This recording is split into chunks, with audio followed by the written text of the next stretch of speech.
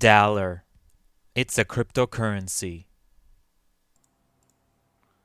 If you want to interact with a Dallar daemon using C#, whether that Dallar daemon's a Dallar core wallet or an Ubuntu node somewhere, BitcoinLib is an excellent framework to do so. BitcoinLib was originally written for Bitcoin, but it also supports many altcoins. The Dallar project has a Dallar-specific fork as well. Now, in this video, we're going to create a very simple program that uses this framework and that will show you how to use the Dallar daemon services really easily and really fast in C#. Now, first you're going to need a C# project. I created a NetCore 2.0 console app, but this should work with any .NET C# project. Now I'm going to go to my project, right-click it, and choose Manage NuGet Packages. Then I'm going to search for BitcoinLib_Dallar. Now, if you don't see this pop up at first, make sure your package source is either set to NuGet.org or all. Once you see this here, go ahead and install this package, and this should happen pretty quickly. It's not a very big package. Now, in our program, first thing we need to do is we need to create an instance of our Dallar daemon service.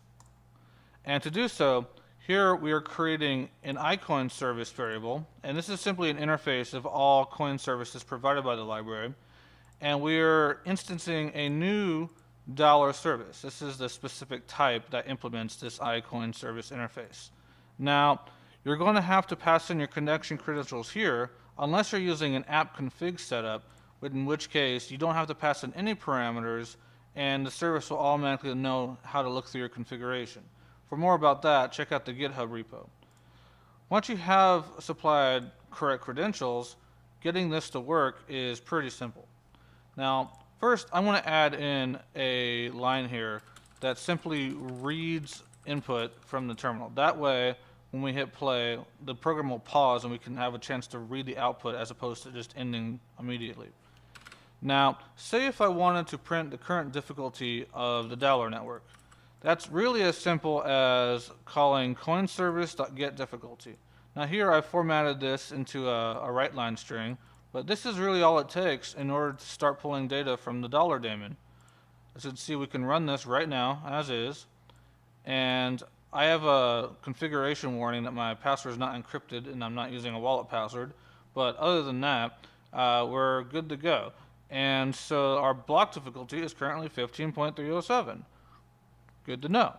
Now, say if I have an account that I want to monitor the balance of in this daemon, I can do pretty much the same thing here. I can call coinservice.getBalance as opposed to getDifficulty, and getBalance takes an account name. And here I'm just using an account called AwesomeAllar because that's just an account that I have.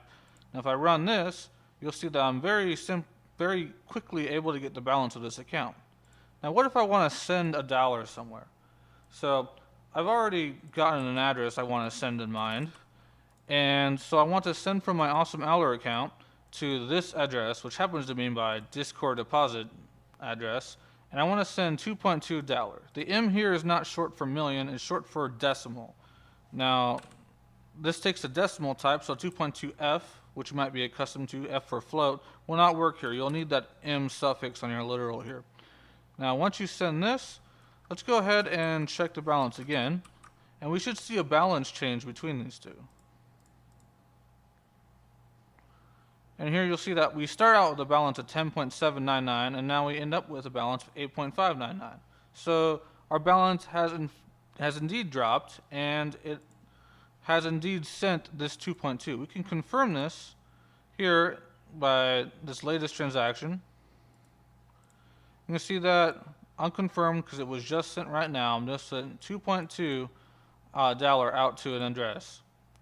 And it's really that simple. Anything else that you would like to control with the Dallar daemon can be easily accessed through this library. In fact, 99% of all RPC commands that you can use with the help command in the daemon are accessible through this library.